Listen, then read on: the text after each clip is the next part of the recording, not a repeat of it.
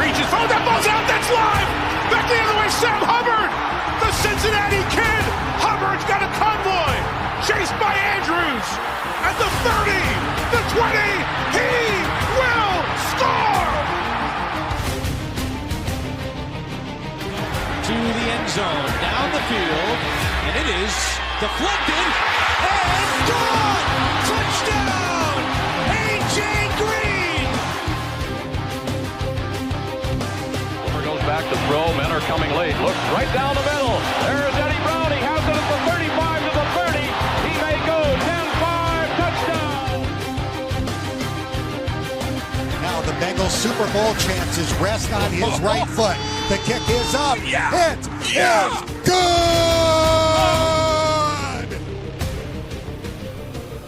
Corey Dillon, he's gone. The knockout punch, you're looking at it. 65 yards. And they're back to throw as the blitz is on. Goes long, intended for Collinsworth. He has it down to the 20, touchdown!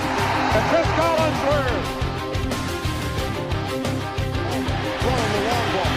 Deep down the field. Chad Johnson's got it. Touchdown, Cincinnati. Look at Chase go. Oh my goodness, what a gear he just found. Chase for the touchdown.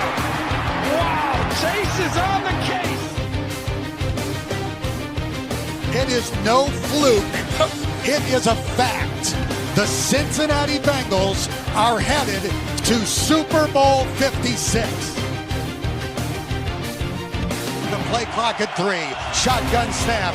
Carr throws into traffic. Intercepted.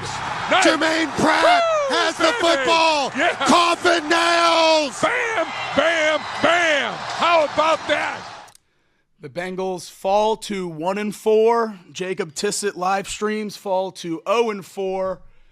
But nonetheless, Craig Sandlin, Jacob Tissett here with you to break down that game. Craig, I really thought we had one there. I can't believe that one got away from this team. Does me no good to ask you how you're doing because you've been here on the back end for about the last 5 minutes and I've seen the reactions and it hasn't been pretty. We're all sharing the same kind of sadness right now. And I think the first thing on the J-Bar is exactly where we have to start. Joe Burrow said this week coming into the game that he had to be perfect, and I don't know that we necessarily realized how true that statement was. 38 points for this Bengals offense. Joe Burrow, 30 of 39 for 392 yards and 5 touchdowns. But on the last offensive drive of the regulation at the end of the first quarter, Burrow throws an interception that leads to a Justin Tucker field goal, sending the game to overtime, where the Bengals ultimately fell. The main point, obviously, is the lack of faith that I think everyone has in the defense at this point. Hundreds of people joining us on the live stream. We appreciate you all for that. And the sentiment was exactly the same as everyone had the exact same sentiment when we're talking about this defensive performance. There's just not a single person in Cincinnati at this point that has any faith in this defense or to get a stop at all at any point in time. And that's such a brutal place to be when you have an offense that I think we all agree can score whenever they want, basically. And to have to score 40 a game to be in it with any level of decent competition, it's such a bad place to be. Joe Burrow said during the week that he was going to have to be near perfect. T. Higgins said directly before the game that he was going to have to be near perfect, that every unit on the offensive side of the ball was going to have to be near perfect. And if we're being honest, they were. Save for the Joe Burrow interception at the end of the game, which we'll talk about later, they were nearly perfect. But it's a really bad situation when your offense knows how perfect they have to be in order to win a ball game because they have zero confidence in their defense. And the defense showed yet again today why it is that the offense has zero faith in them and why this fan base has zero faith in them today. If you would have told me that the Bengals were going to hold Derrick Henry under 50 yards rushing during regulation, I would have been thrilled. I think we all would have been thrilled. If you would have told me that Joe Burrow was going to throw for 5 and have a passer rating of 137, I think we all would have been thrilled. Yeah. If you would have told me that Jamar Chase was going to go off for nearly 200 yards, I think we all would have been thrilled. To sit here in this moment and think about 2 plays that really ruined it.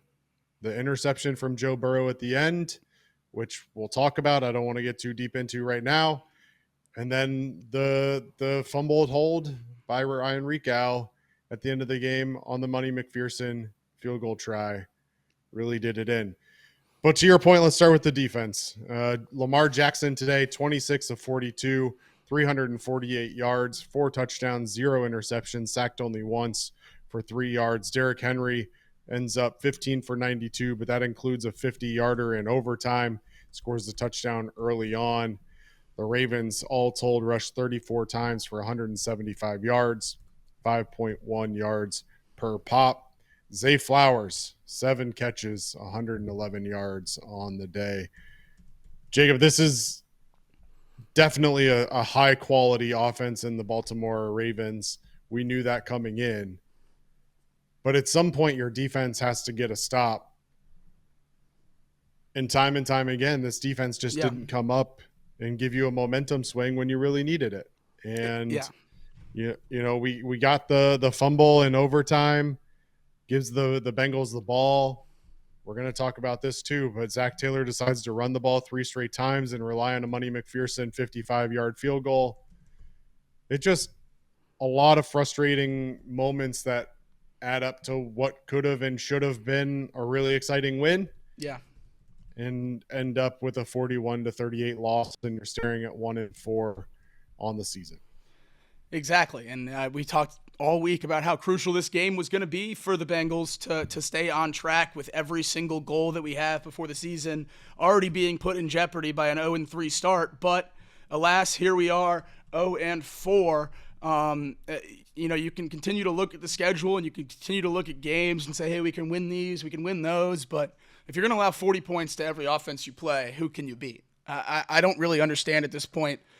I think this offense, the Bengals offense, is better than maybe anyone in the league. It might legitimately be the best offense in football. And if we're not going to score 45 points with over 35 minutes of possession time, there's no chance in winning the game. And I think it comes back to the issue we've had with this defense for so long now. And it's what can change? I don't know what can change, because getting back, you know, B.J. Hill, Miles Murphy today it helped with the run game. You talked about holding Derrick Henry in check for regulation until that end play. But the inconsistent pass rush, really from everyone but Trey Hendrickson, the inability to stick with a play. I mean, how many times did Sam Hubbard just get shrugged off by Lamar Jackson? I know of 2 right off the top of my head, and obviously Trey had the one at the goal line that I thought he was going to bring him down as well. These guys need to, I don't know if play harder is the right thing, but these are the 13 or so guys that are going to be taking up those 11 spots on defense for the rest of the year, whether we like it or not. And they have to figure it out, because if it's going to be this for, 12 more games, what are we doing? If it's going to be this for 12 more games, if Joe Burrow has to go 405 for any chance of winning a game, why are we risking getting these guys hurt to go out there with a JV defense? It's insane that we're basically chalking the season up as a prayer that Joe can be an MVP perfection level quarterback every single week. And Jermaine Pratt made a good play on the fumble recovery in overtime. And, believe it or not, I had a different J-bar set up when I thought we were going to win that game. And defense moved right to the top, because I was honestly going to give him more or less of a pass after a fumble recovery at the end. Well, we were going to start with the positives, which we will get to in the next. There was a lot of positives on the offensive side of the ball, but I had Pratt bails out the defense as the thing on the ticker. You get that fumble recovery, no one's talking about the defensive performance, but then we settled for a 55-yard field goal after 3 rush attempts, and it goes wide, and the Ravens win the football game. So we're right back to where we started, with the defense being the problem, and it just feels like a broken record, which is the most painful part. If you go back to the postgame shows for the other 4 weeks of this season that we've lost, or other 3 weeks of the season that we've lost, You can take a screenshot of Craig and I right here, and I'm sure this ticker looks relatively the same. And that's the issue. None of the problems are evolving or changing or being adjusted to. Every problem that we had is still a major problem for this team. And that's where I'm losing faith in the coaching staff, because how can you not see that it's such a big problem and try something? I don't know what you're going to try. I'm not the coach. You get paid the big bucks. But to keep running the same 11 guys out there and keep having the same problems. I know these guys came back from injury today, but it's still ultimately the same group. And nothing's changing. Something has to change, because this is not a sustainable way to run a football team. Well, look, I want to start by giving a little bit of props on defense. I know that this is going to be a largely negative show. Yeah. There were a lot of highlights, but this is going to end up being a largely negative show. So I want to work some positives into it. For sure. The Bengals run defense until that final play did a very good job against this Baltimore team, who came into today averaging 220 yards rushing on per game. Yep. So we have to tip our cap a little bit to that. Now, Baltimore didn't run a ton early on, but if you take away that last run for 51 yards, they ran 33 times for 124 yards. Like, I think if we're going to hold Baltimore and this potent offense to 4 yards per rush, you're probably going to be happy. Yeah. And I thought that for the most part, the Bengals front seven did a much better job today securing the tackle. There weren't as many missed tackles on running backs. Now, you mentioned it. They missed Lamar Jackson several times on potential sacks, but I think every team in the league does that. Right.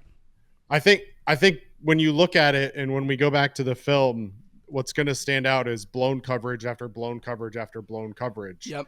And even though this front seven did a great job tackling on King Henry, who's known for breaking tackles and breaking long runs, he broke an 87-yarder last week for a touchdown.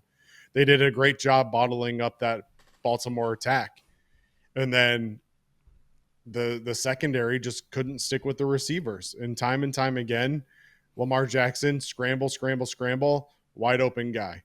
And there's very few secondaries in the league who's going to be able to guard wide receivers for 5, 6, 7 seconds. I want to acknowledge that.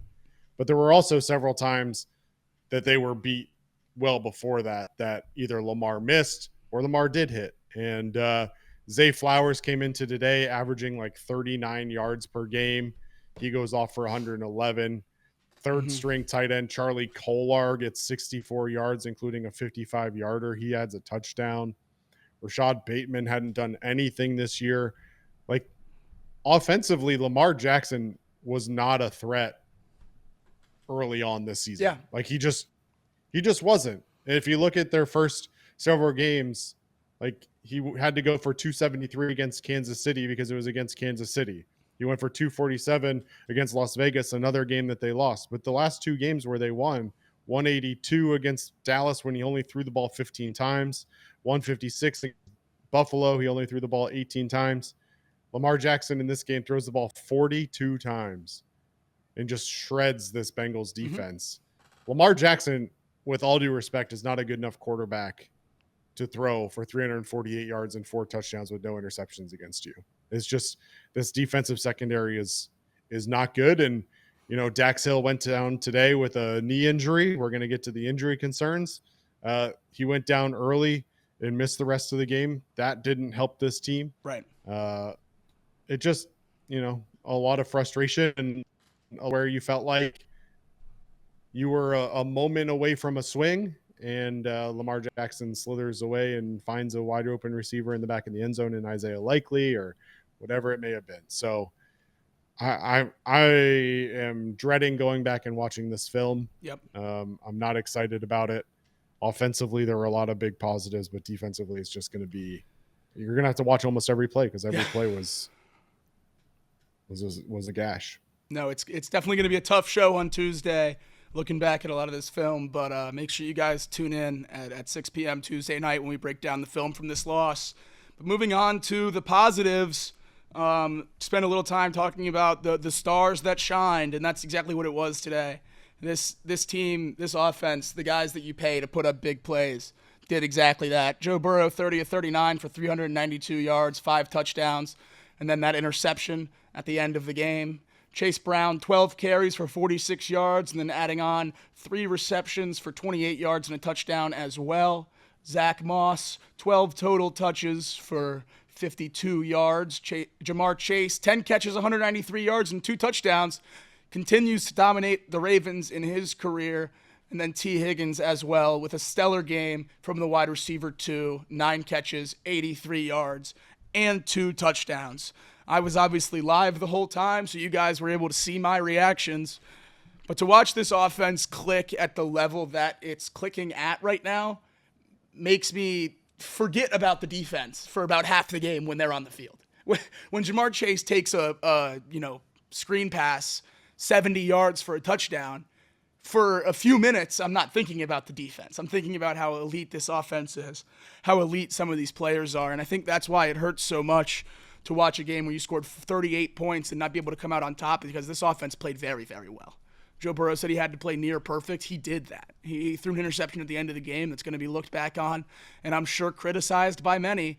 But yet again, a game where Joe Burrow makes one mistake, and outside of that, plays clearly good enough to win the football game. Makes one mistake in crunch time, and it goes the other way. I don't know what more to ask for from the offense. I guess you asked Joe Burrow to not throw an interception on the last drive, but breaking news to everyone, I don't think he was planning on throwing an interception there. So I understand people are mad at play calling, people are mad at various things on the offense, but I think the offense looked very, very good today. This reaffirmed what we saw in the last 2 weeks against questionable defenses in the Commanders and in the Panthers. The offense rolled and dominated the game, and there was at least a shadow of a doubt, I'm sure, in most people's mind that we played 2 bottom-of-the-league teams and dominate bottom-of-the-league defensively teams and dominated those games. But to do it against the Ravens defense today and put up 38 points and miss a field goal to win the game, that's pretty reassuring when it comes to the offense, if you needed any more reassurance. Well, I don't need any more reassurance on the offense, but the offense doesn't matter. Yeah. And, yeah, I think first and foremost, I think Joe's going to look back. We're going to find out more. I don't know if Joe was looking for a pass interference call on that interception, because Marlon Humphrey was draped all over Jamar Chase prior to that pass. So I don't know if he was looking for a pass interference or if it was just a poor read on that.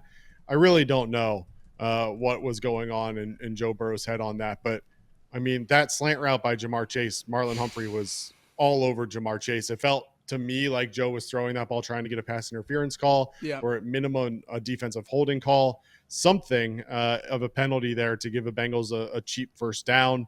You got to remember that was after Zach Moss ran for -1.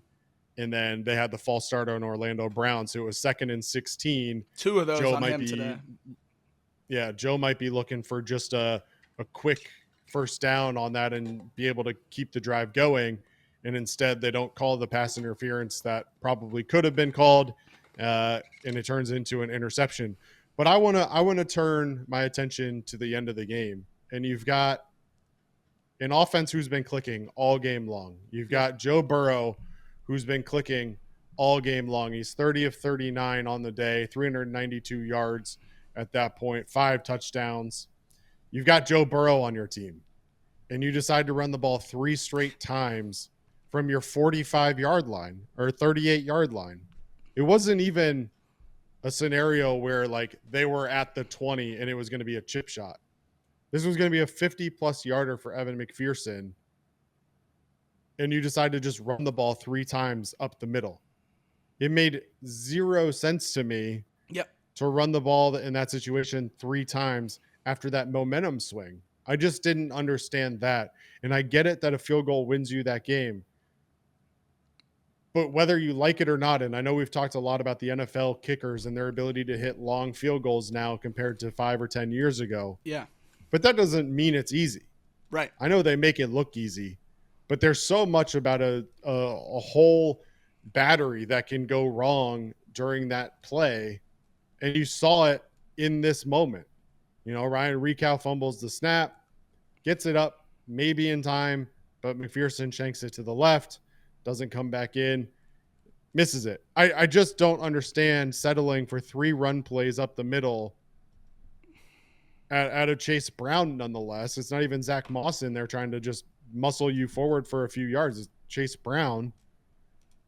and you're trying a 53-yarder to win after a big change of momentum like that, when you very easily could have and probably should have at least tried to pick up a first down or two. Yeah. Like most teams in overtime, yes, they'll absolutely take a field goal from 53 if that's what they have left. But how do you not try and get that down to a 35-yarder? How do you not try and get that down to a 40-yarder? Like, they shouldn't have been in that situation to begin with, that McPherson was kicking a 50-something yarder. I get that. I just am so frustrated at the play calling on that drive that it's impossible for me to think what could have been. And then, of course, Derrick Henry puts the dagger in your back 51 yards later, and it's ball game. And it's just frustrating. I know Evan McPherson is great, and I know he's been perfect in fourth quarters and overtimes before today in his career. And Zach Taylor probably just thought that a 53-yard field goal was well within his range, but that doesn't excuse the play calling. The play calling was horrendous. I don't know how you do that. You have a quarterback who's thrown 9 incompletions today on almost 40 attempts for 400 yards and 5 touchdowns. You have a receiver in Jamar Chase who had a 70-yard touchdown on a bubble screen.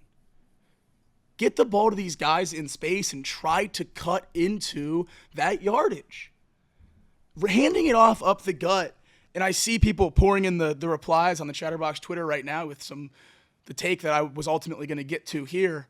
Who are you paying this much money? Who is your $55 million a year player?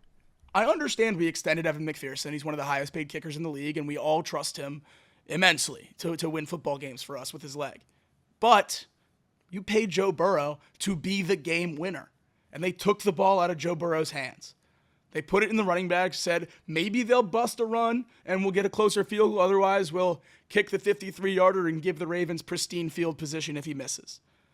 I cannot believe that they didn't throw that ball at least once. I cannot believe that they settled for a 53-yard field goal. And as an Ohio State fan, it's PTSD from the Ohio State-Georgia game a few years ago. You have C.J. Stroud playing lights out, and Ryan Day settles for a 50-plus yard field goal that hooks, and Georgia moves on. This is a very similar thing. You have a lights-out quarterback that everyone in that stadium believes can move the ball downfield, and you take the ball out of his hands and rely on the kicker. I don't blame McPherson for the miss. The hold was botched. The snap didn't look phenomenal. I don't understand how you settle for a 53-yard field goal, because it looked like that probably would have been good from about 40. Everything about this game just unraveled so fast. And it was all 3 phases ultimately at the end of the game that did us in. But I didn't want to do all negatives in the special team segment. Ryan Rehkow had a phenomenal game as the punter.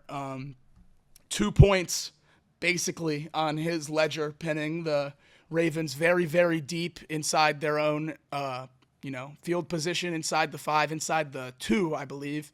And then Sam Hubbard able to get a safety on the ensuing play, tackling Derrick Henry in the end zone, gave the Bengals 2 more points, which were crucial all the way down the stretch. Obviously, an overtime game, every single point matters, and 2 of those were courtesy of Ryan Rehkow. 5 punts today for 257 yards, 4 of those 5 inside the 20. That's a punting average above 50 yards. We found this guy off the street as an undrafted free agent that hadn't made anyone's team, and he's improved this organization's special teams unit drastically. Obviously, you would love to see the hold be cleaner. That is going to be a dark cloud over a very good day for Rehkow. But punting-wise, seems like the Bengals have found themselves a punter. He leads the league in average. He's second in the league in longest punt, and he's not punting very much because this offense looks good. So, yeah, I don't know how many more positives I can find here, but I guess Rehkow's punting is good. I can't understand just for the life of me why you settle for a 53-yard field goal. I can't wait to hear what Taylor has to say on that. I'm sure that's going to be the bulk of the questions. Well, we got a quote from him during his post-game press conference. He said, quote, "When you are in field goal range and you believe in your kicker, it's really as simple as that." Yeah, that's not what I wanted to hear, Zach. That's not the quote I wanted to hear, Zach. As a Zach Taylor guy, it's getting hard, man. it's getting real hard because you can't change the quarterback, obviously. You're not going to change any of the weapons on offense. You're not going to change the O-line. They've looked pretty good. Defense, you can't change 22 guys. So what else do you change if it's not the coaching staff? Because this is unacceptable. I mean, this is becoming a Bengals brand of football, which is unacceptable. I mean, you have guys basically giving up, it seems like, at the end of games. And comebacks are plentiful, and we can't hold on to leads because the defense can't get a stop. And we can't get leads because the other team scores every time after the offense scores. So I'm beaten down. I'm a broken man right now, Craig. I mean, it's one thing to play scared when you've been struggling offensively, and you're in a scenario where it's like a 13-13 ball game at the end of the day, and you have that ball and you're settling for that field goal because it's been just a rough shot the entire day and you haven't been really successful. We put up 38 points. Yeah. 38 points, Jacob. Yeah. I just can't understand a scenario where you go out there offensively and look as good as you did today, and you put up 442 yards and 38 points, and you look at your quarterback, your $55 million quarterback, and you say, hand it off to Chase Brown 3 times up the gut. I just can't imagine that. That is coaching scared. I realize that Joe Burrow threw the interception on the last drive of regulation. I get it. But he's your $55 million man. If you can't trust him to pick up a couple first downs in overtime, then why did you pay him $55 million? Yep. This wasn't a team that was struggling all day to move the ball. This was a team that moved it time and time and time and time again. It's just unbelievably cowardly to get to overtime, get a big turnover in that situation, have Lamar Jackson bail you out. Lamar Jackson bailed you out a few times. He fumbled a snap that was right in his hands. Yeah. He bailed you out. And what do? You say, thanks, Lamar. Here's the ball back. No, what are we doing? I just don't get it. I'm beyond frustrated. I've been in the boat of not having a ton of faith in Zach Taylor as a play caller. Look, he plays like he's playing Madden. And and you know what? A lot of times that works. But at some point you have to have situational awareness. And the situational awareness being on your own or on the Ravens 38-yard line in overtime, a field goal away from winning it, and deciding that a 53-yard field goal is the way to go is not situational awareness. It's just not. It's a terrible, terrible decision by Zach Taylor. And I know that the national media is going to try and go after Joe Burrow for the interception. I know during the week, the national media was talking about how is Joe Burrow skated criticism for this long. Joe Burrow's not at fault here. Joe Burrow didn't call 3 straight runs up the gut. Well, if Ryan Rehkow doesn't... Slight development on that. According to Ben Baby, Joel Danneman of Fox 19, Zach Taylor said they called a pass on the first down play after the Jermaine Pratt fumble, and Burrow audibled it to a run. Great. What about the next 2? That's fair. What about the next 2? That's fair. Yeah, that's fair. I just don't know how you're so safe. How do you not take any risks on that? I mean, you have to.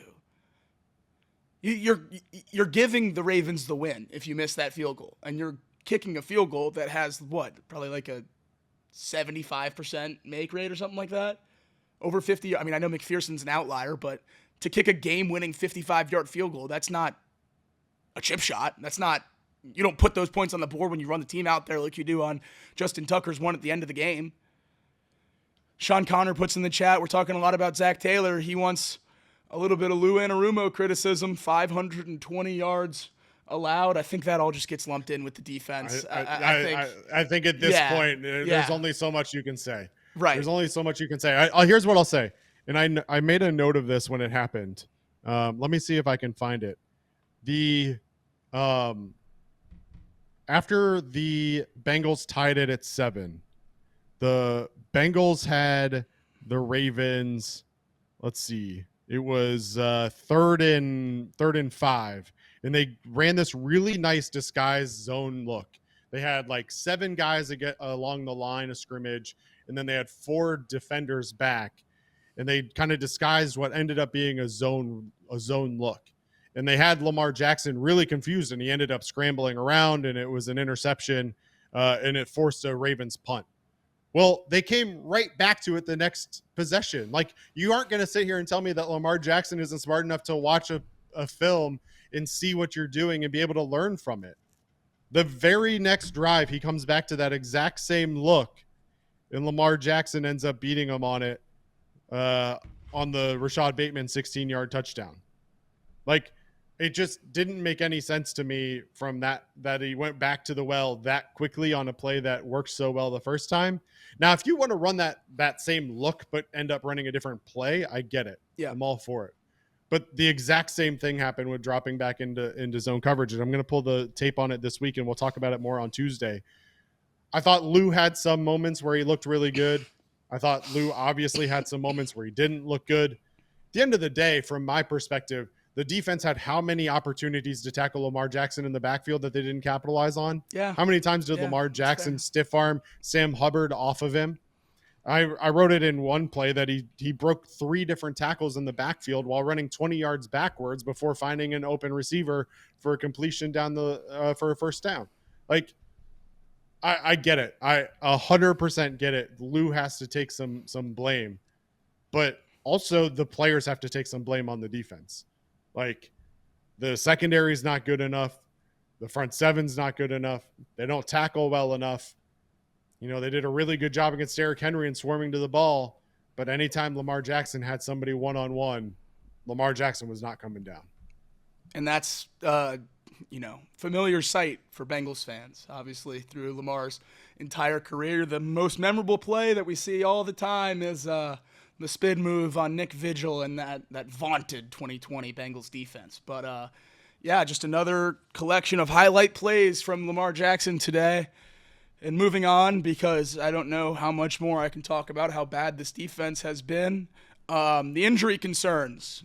A lot of concerns today with this Bengals team, and they started before the game. Mike Hilton was inactive today for the Bengals, had not practiced fully all week, and ultimately was inactive today, and that really came back to bite the Bengals in the butt when Dax Hill got hurt early in the game. And never came back in. That obviously led to some really, really big plays on DJ Turner and the rest of that Bengals secondary. Not that it was just DJ Turner at fault. Certainly some Cam Taylor-Britt as well. Dax Hill, maybe he means so much more to this defense than I thought, because it looked pretty good to start the game, and without him, that secondary imploded pretty quickly. Yeah, and I'm pulling it up on social. It was a non-contact injury to Dax Hill. Zay Flowers made a cut against him as he was running towards the outside. Zay Flowers breaks back across the field. Dax Hill tries to plant and turn back. Clear right knee injury. He was ruled out pretty quickly. I don't know that we have a formal update on him beyond that, other than it was a knee injury, and certainly didn't look good on a non-contact play for Dax Hill. So, look, you had Mike Hilton down today already and inactive. Dax Hill had to step up. A number of other guys had to step up.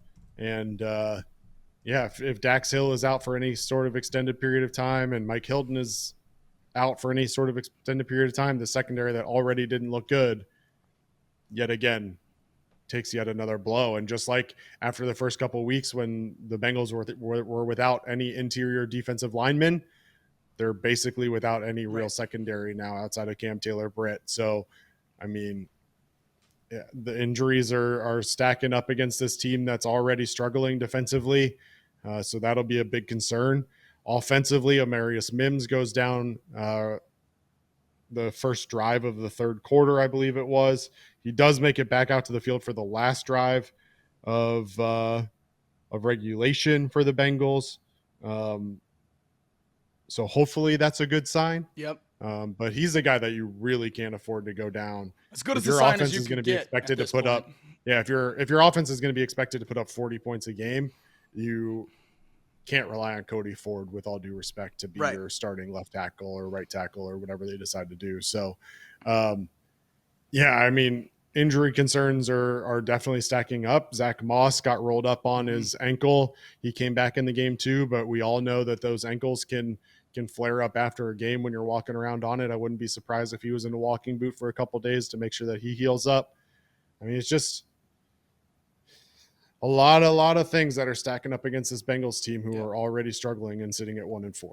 I wonder if this Amarius Mims injury, regardless of whether or not he's able to go next weekend, like you said, checked back into this game, so certainly looks as if he's okay, but I wonder if this injury was a little bit of a wake-up call to the front office of, hey, we don't have anyone behind him. Let's go do something to fix that. I mean, you cannot just be going to a coin flip of Cody Ford and Jackson Kirkland, and then you want to run a jumbo set at the goal line, and you bring in every active lineman you have.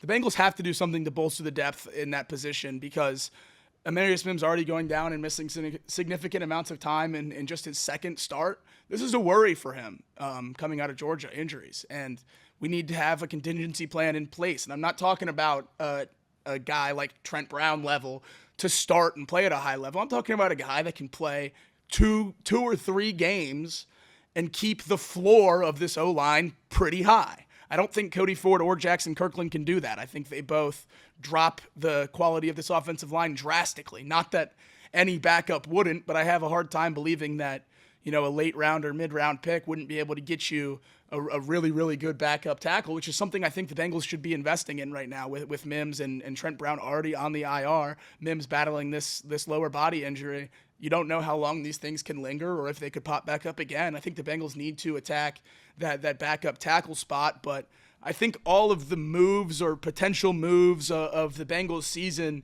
comes down to this last point on the J-Bar before we get out of here. What does it mean? And I think that's the question a lot of Bengals fans are asking right now. What does 1-4 mean? Because 0-3, we said, okay, there's no wiggle room left. Let's just win out, go on some historic run, and we'll be fine. 1-3, it was okay. Well, it's okay. Let's get it going a little bit. We got to win against the Panthers. Need to win this week. Now sitting at 1-4, it's starting to hit a little bit that the season could be over 5 weeks in. It's such a massive uphill battle for this Bengals team to make it back into the playoff picture at this point that you're going to have to look completely different at the end of the day. If the team we've watched for the last 5 weeks looks even relatively similar to that on the defensive side of the football, there's no chance we beat anyone other than teams in that Panthers tier, which luckily, finishing fourth place in the North last year, we have a fourth place schedule, which means some of the worst teams in the league coming to Paycor and us going there instead of playing those division champs, which will definitely help. But if you have to score 40 points to beat any team with an even relatively competent offense, how do we chalk up any wins? I mean, I know a lot of people are pointing to that Giants primetime game coming up around the corner, talking about, okay, we'll get back on track against the Giants. Beat the Panthers. The Giants are towards the bottom of the league. Well, they have a guy on the outside that's pretty freaking good in Malik Neighbors. And at this point, I don't trust our secondary to guard any number one receiver. The run game looks all right. I can't look at this schedule for the Bengals anymore and see any wins. Every game is at best a coin flip. I mean, I'm not going to go that far yet. Malik Neighbors, we don't know what his status is going to be for next week yet. Not playing this week for the Giants, so we'll see if he's available or not. What it means is that you're at best 2 games out of first place in the division, and that's at best. The Steelers obviously play tonight against Dallas. They currently sit in first place at 3-1. If they were to fall, there'd be a 2-way tie at first at 3-2 with them and the Ravens, obviously. And so best case scenario is that you're 2 games out with still 13 games to play. So it's not like I'm not going to sit here and act like the season's over. I think our offense is good enough to win ball games. You've got games where you're not going up against good offenses. Yeah. You've got the Giants, who is not a good offense. You've got the Browns, who is not a good offense. You've got the Raiders, who have not been good and are looking to probably get worse with Devontae Adams maybe moving on. You've got The Steelers, who quite frankly are not a great offense. You've got the Titans, who are not a great offense. You've got the Browns, who are not a great offense again. The Broncos, the Steelers again. Like, you have a lot of winnable games still. And I find it really hard to just write off this team despite what my gut really wants to do. And my gut wants to tell me that the season's over. Yeah. My gut wants to tell me that this defense is going to blow it over and over and over again, despite who we play, and that we're going to go out next week and that Daniel Dimes is going to throw for 300 yards and 3 touchdowns against this defense. And my brain won't allow it. My brain won't allow that to happen. And I just, at some point, somebody's going to have to step up and make a play. I don't know who that's going to be. But at some point there has to be a big momentum switch, and that hasn't happened yet. I thought that maybe that Jermaine Pratt fumble had a chance at the end of the game, but at the end of the day, this Bengals defense really needs a game where they go out and they hold a team to like 17 points or less to get some confidence. Yeah. I think there is zero confidence in that locker room on either side of the ball in that defense. There shouldn't be. Right. There shouldn't be, but there has to be something to give you some level of confidence. Otherwise, what's going to happen is that your offense is going to have so much pressure on it that it's going to take steps back, and all of a sudden your offense is going to regress to the same level as your defense, and this team's going to look like the Bengals of the 90s. Yeah. So I think you've got 2 weeks here where you have to go 2-0. There's zero excuses not to go 2-0 against the Giants and the Browns. And then you reevaluate where you're at that point. But you need to be 3-4 going into the Eagles game on the 27th. There's zero excuse not to be 3-4 at that point. Yeah, if you're anything worse than 4-4 when you play the Raiders again, I don't know, or when you play the Ravens again, I don't know what we're looking at here. Because that game's already going to be as must win as possible with AFC North when it comes to AFC North hopes, trying to get back on the right track in this division. But if you lose any of those games to the Raiders, Browns, or Giants, what is that number going to look like going into the Ravens game? -50? Or are the Bengals just going to be 2.5-point dogs to everyone from now on because the offense is going to score 40 and the other team's going to score 42? We might be the first team to finish 7-10 and never have a spread more than a touchdown, because this offense is going to score every single game. And that's why it's so frustrating. This would be so much easier to swallow all of this if the offense just looked bad too. If the offense looked bad too, this would be so much easier to get over. But because Joe's playing at an elite level, because T. Higgins looks great back from injury in his last year as of now on this Bengals team, because Jamar Chase almost 200 yards today, fully back into the version of Uno that we all know, that's why this defense playing so poorly hurts so bad, is because you never know how long you're going to have an offense operating at this level for. Obviously, we talk about roster turnover in this league is almost more than any other league in the world. And you have T. Higgins, who's probably on his way out after this season, and you never know how long you can rely on a guy to be great anyway. I mean, there's plenty of times players in the NFL are phenomenal for a while and then just fall off the face of the earth, and that's obviously not something you think is ever going to happen with our guys, but you have an offense playing at an elite level right now, and you are not capitalizing on it, and I don't know how much longer we can have that happen. How long until the offense stops playing at an elite level? And then what are we? I don't know. That's a tough loss. That's as tough of a loss as you can get in the NFL. It felt like it was over 2 or 3 times. My weekend just continues to get worse. Craig, if there's anything else that you'd like to touch on before we get out of here, feel free to bring it up. Otherwise, I'm going to clear my head and come back much sounder with some breakdowns on Tuesday. I mean, I'm just going to leave it at this, in that is that Zach Taylor and this coaching staff need to take a real hard look in the mirror. Yeah. Figure out who they want to be and what they're going to be moving forward. And they have to do something to really get a message across, right? Like, I don't know what that is yet. Yeah. I got to think about that. But there has to be something that changes the trajectory of this team. Something has to change. Yep. And it's way too talented to be sitting at 1-4. And if we're being honest with ourselves, they're too talented on defense to be giving up 41 points a game. Like, I 100% agree that they've been terrible. But if you look at this defense on paper when they're healthy, I know we talked about holes. Like, I'm not going to sit here and act like it's a perfect defense, but it's not the worst defense in the NFL on paper. And that's the way they've been playing. Yeah. And, we've talked about it before. A lot of people were talking about Lou Anarumo as a head coaching candidate. Yep. Lou Anarumo may be lucky to land a linebacker coach spot here before too long. So, no, I don't have a whole lot more valuable to add. Joe Burrow in his post-game press conference basically said that the reason that they're losing is they're not making plays when it matters. They still believe in themselves, which is all fine and dandy. Like, of course you believe in yourself, but what are they supposed to say? Yeah. What? I think this is one of those moments where, Joe Burrow, you as a leader need to step up. And I know it's not his style. And I know we talked about it last week about how it's only valuable in the right moments. And if you go crazy all the time, then it's just going to fall on deaf ears. Yeah. He's got an opportunity. And I think now's the time for him to really step up as a leader this week and hold some people accountable, himself included. I mean, he threw that interception. He audibled into the run on first down, apparently, so there's some blame to go around, but in general, just a deflating loss. I don't know if I've gone with this Bengals team from such a high with that Pratt fumble recovery to such a low with that Derrick Henry 51-yard field goal in such a quick amount of time before. Yeah.